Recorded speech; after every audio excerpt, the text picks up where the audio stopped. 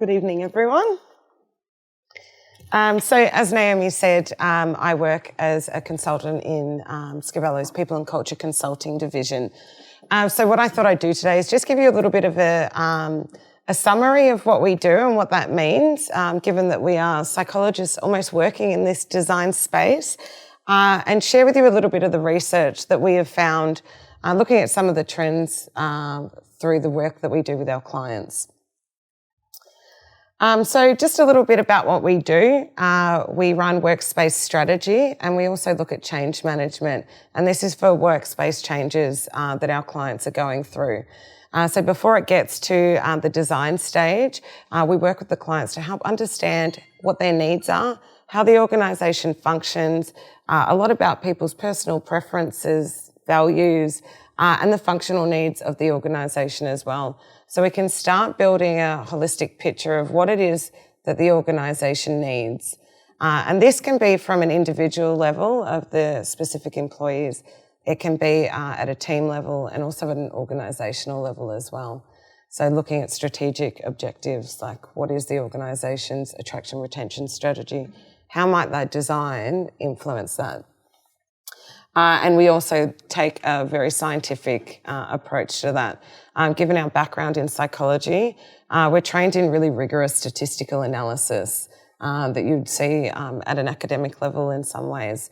So we take those concepts and we bring that into the organisations that we're working with.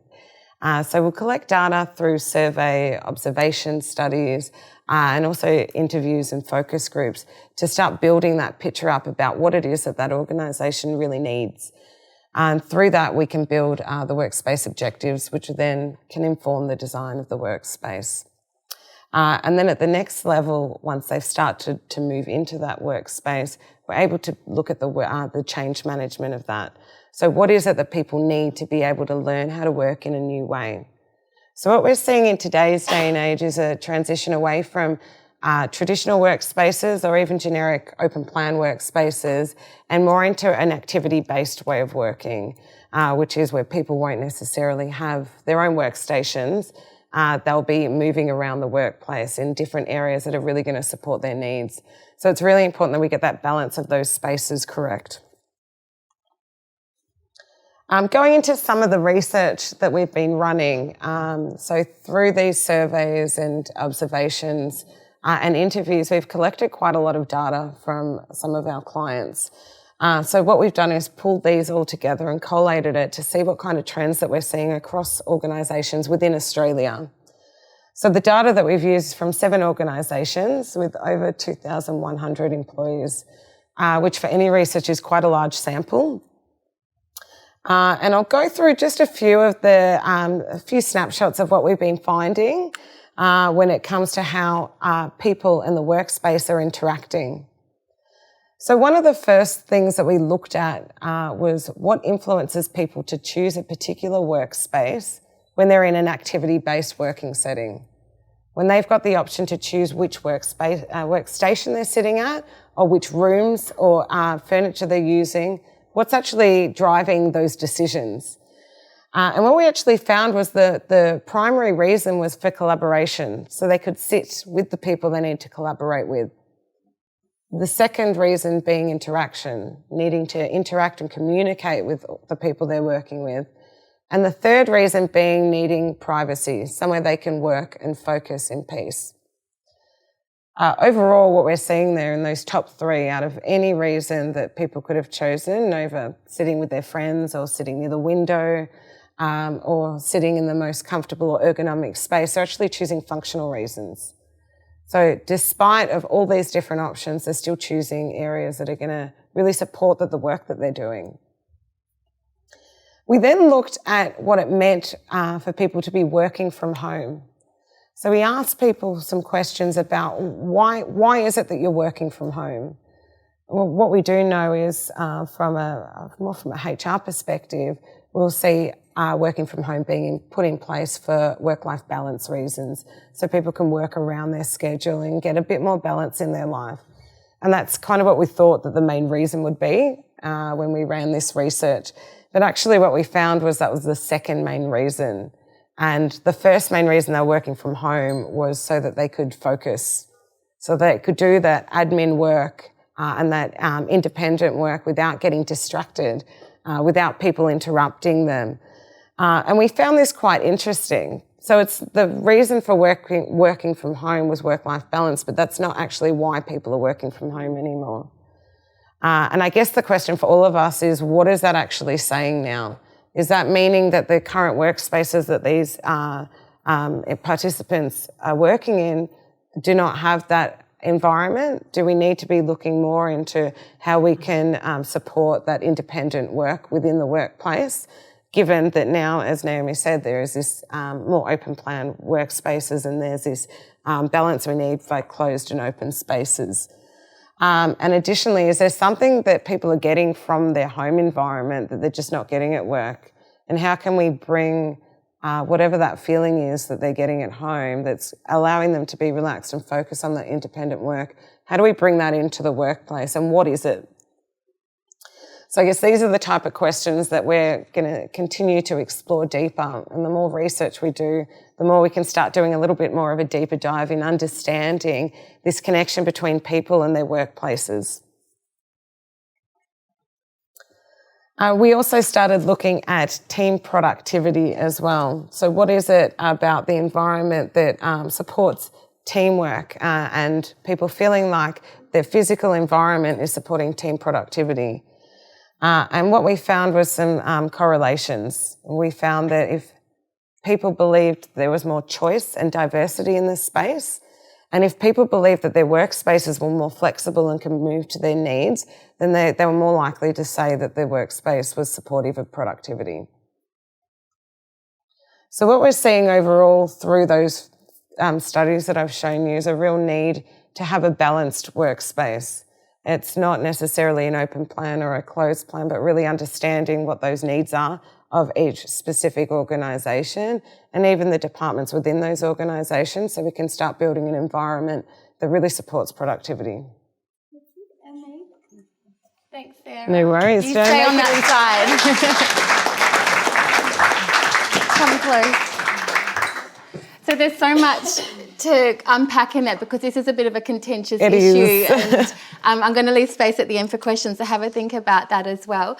I'm going to start with the activity-based working. Yes. And obviously we understand that there's extremes and there's sort of a continuum. I'd like to talk about furniture, seeing you guys are, the other parts of the business are involved in furniture. Yeah. What are the different furniture solutions that, because the workspaces are so fluid now. Tell us about some of these. So I guess what you'll see in a workplace, there'll be the built environment that can give you some of those spaces, the private rooms or the collaborative rooms, but there is also an opportunity to use furniture to create those environments, whether it be focus booths or phone booths, so people can go and work, move away and pull away into those private spaces, or more collaborative settings, so tables specifically designed to promote teamwork so that they can do those team-based works for a period of time together without having to move away and have to re-find each other. And that's one product is the Agile Desk. Tell us about that. That's right. So Ketty Malkowski, who's also a psychologist that is the principal consultant of People and Culture Consulting, worked with Amanda Stanaway from Wood's Baguette to design a table. And what she'd seen is a gap in what furniture and what solutions were available for team-based working. And this is particularly important for teams working on projects when they need to be together for a certain period of time.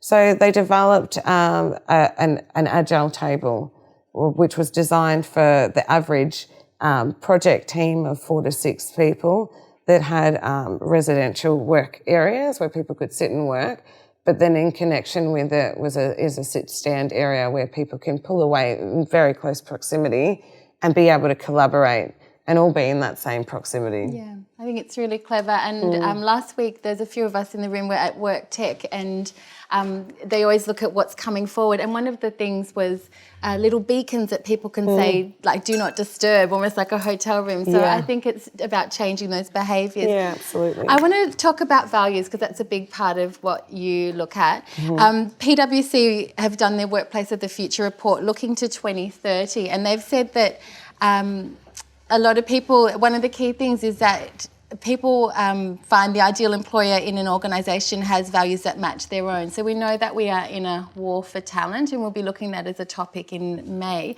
But tell us about values and how relevant is that, these sort of higher meanings? Yeah. I mean, values are really important from any level of recruiting or developing people to that level.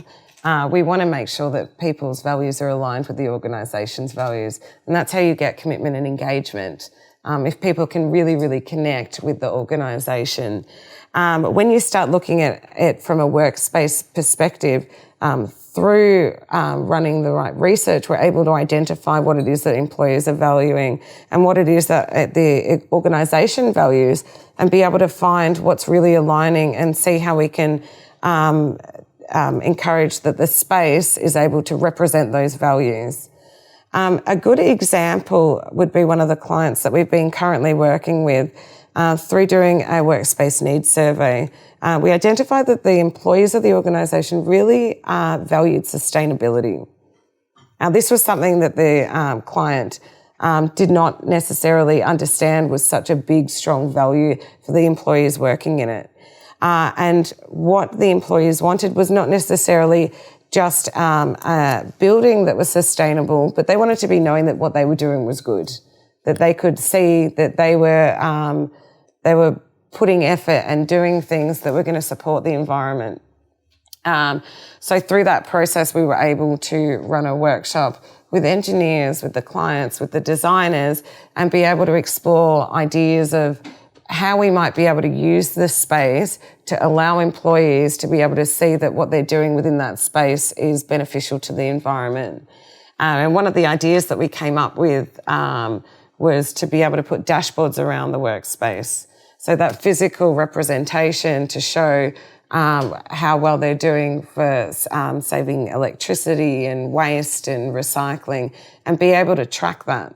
So in everyday life, by looking at their physical environment, they could actually start seeing how they were supporting the environment and how the organisation's values of sustainability and theirs were aligned. Yeah, it's a great example because it talks to the human behaviour side of it, and I think there's a lot of sustainability that's done, but you almost need to keep touching base with that. Right. So when I talk about change management, so there's the part where you identify the design, either your firm or you give it out to the client's firm and they design the workplace. How do you get engagement? Because it's not the end of the story. With the change management, it's a long journey to get people engaged in the change management. The way that we do it is starting by including them in the journey.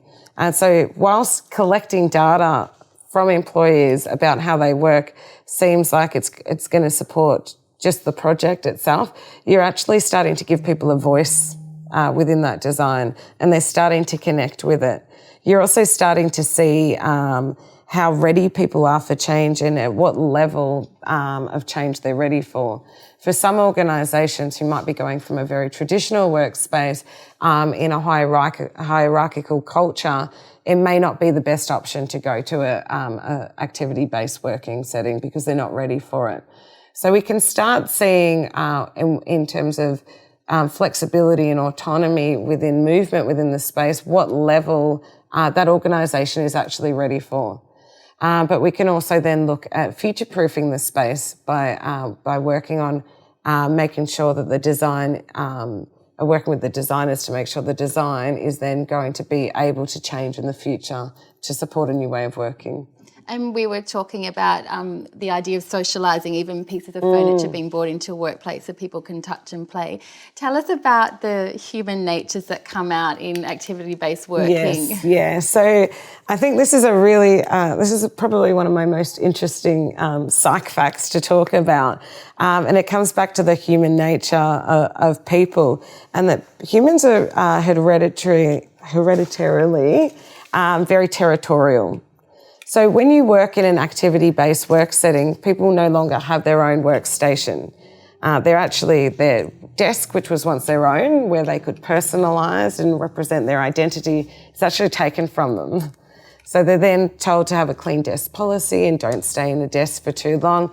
And what you'll see is counterproductive behaviours where people will start to claim workstations.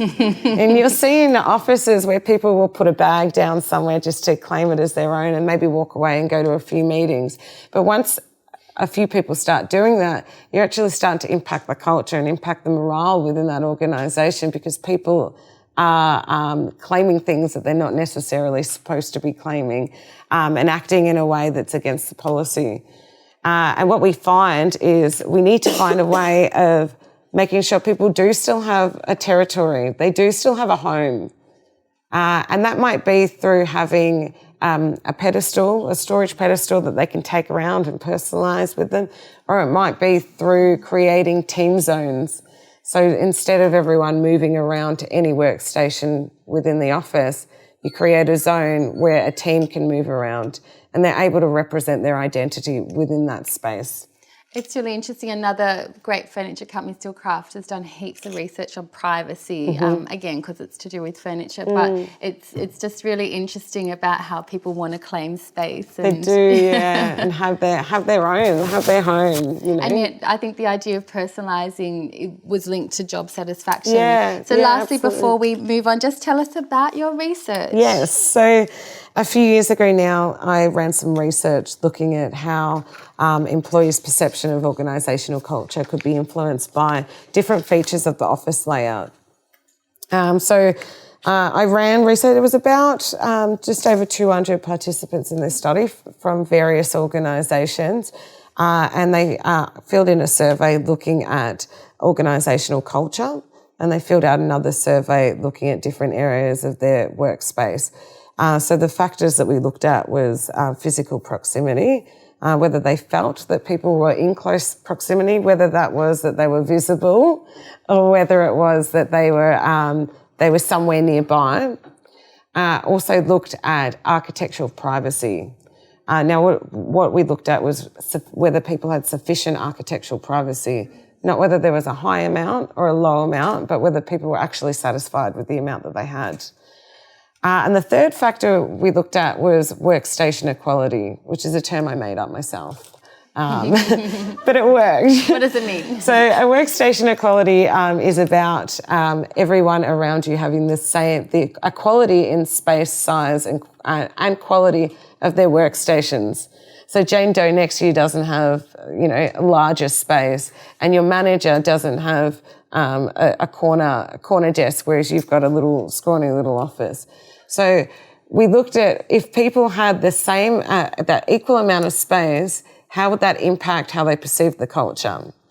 Now, all three of these factors influenced organisational culture, in that people believed that the culture was more collaborative, more supportive, and more family-like if they were close to one another, but if they still felt they had sufficient privacy. So whether that's they've got that opportunity to move away and have that privacy, or that the space that they're in was already adequately private enough, and if they felt that the space was equal to one another, then you started seeing this equality and collaboration in the culture. And in turn, that culture, through this space, impacted positive job satisfaction. Thanks, Sarah. So there's a lot of research and resources on the Zerella website. It's huge, that website. So you can get lost in there. But please thank Sarah Zerella. Thank you.